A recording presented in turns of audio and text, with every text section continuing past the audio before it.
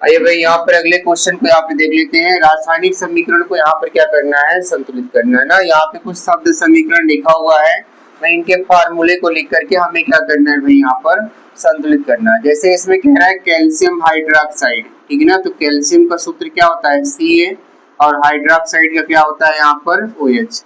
अब ये हम लोग जानते हैं कि कैल्शियम जो मेरा होता है वो 20 नंबर पे होता है, ठीक है ना। इसकी संयोजकता 2 होती है और इसकी क्या होती है, 1। जब इसका हम लोग फार्मूला बनाएंगे तो CaOH का कितना हो जाएगा आपका, OH। क्या बन जाएगा आपका यहाँ पे, CaOH का OH क्या हो गया आपका, कैल्शियम हाइड्रोक्साइड हो गया। प्लस इसमें कह रहा है कार्बन डाइऑक्साइड, यानी कितना आपका CO2 ना। जब आप क्रिया करेंगे यहाँ पर तो क्या बनेगा आपका, कैल्शियम कार्बोनेट। तो कैल्शियम यानी आपका Ca ना, CO कितना 3, और साथ में क्या बन रहा है भाई आपका यहाँ पे H2O, मतलब आपका जल बन रहा है ना।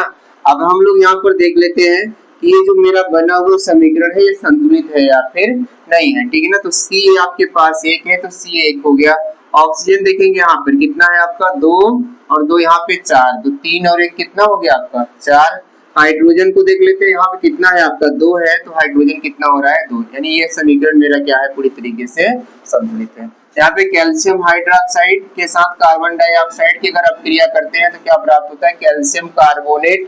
कैल्शियम कार्बोनेट का सूत्र क्या है आपका, CaCO3, और साथ में भाई जल आपका क्या हो गया यहाँ पर, H2O हो गया।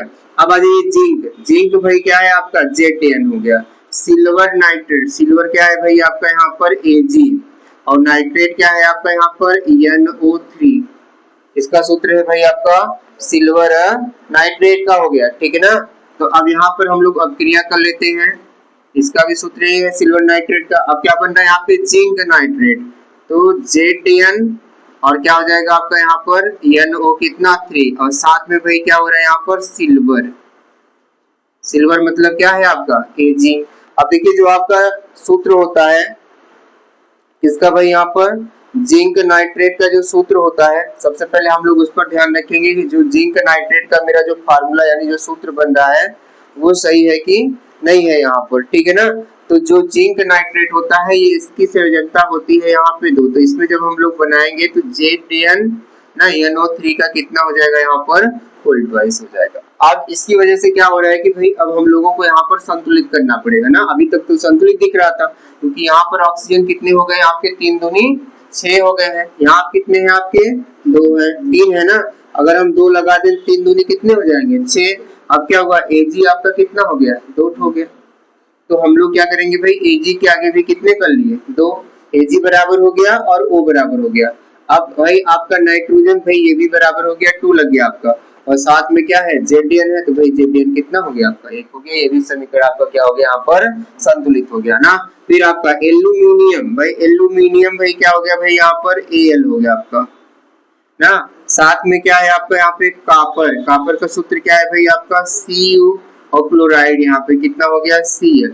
तो भाई अब कापर क्लोराइड के साथ अगर देखेंगे हम लोग तो इसके यानी जो कॉपर क्लोराइड होगा भाई यहाँ पे CuCl2 होगा ना, क्योंकि इसकी संयोजकता 2 और इसकी 1 बनेगी, तो ये आपका हो जाएगा।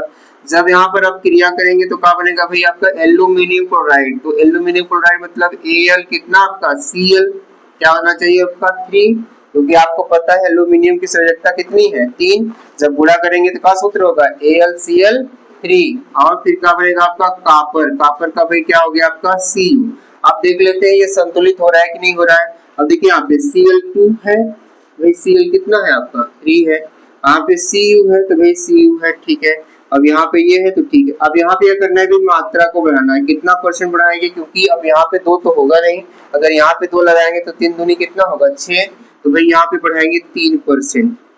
जब 3% बढ़ाएंगे तो भाई इसको भी कितना लेना पड़ेगा आपको, 3 लेना पड़ेगा, क्योंकि यहाँ पर जब आपका लगेगा इसका कितना ले रहे हैं, 3 ज्यादा हो जाएगा ना, 2% ले लिया जाए इसका, कितना ले लिया जाए इसको, 2% ना, क्योंकि जब यहाँ पे 2 लगा देंगे तो 3 दूनी क्या हो जाएगा 6, आपका क्या हो गया Cl हो गया, और 2 क्या हो गया आपका Al ना। तो 2Al कितना